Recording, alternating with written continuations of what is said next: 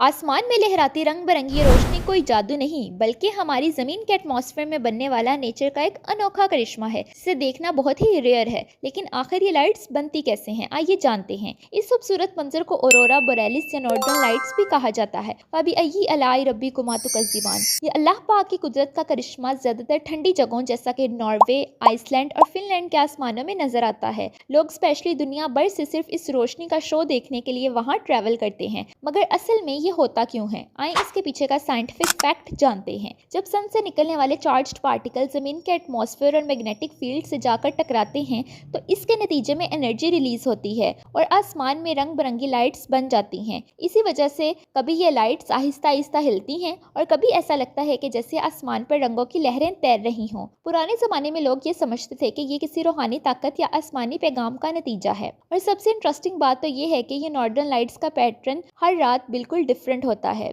यानी हर दफ़ा आसमान एक नया लाइट शो का नज़ारा दिखाता है। अल्लाह पाक की कुदरत के लिए एक लाइक तो बनता है और कमेंट्स में सुबहान अल्लाह लिखना ना भूलिए।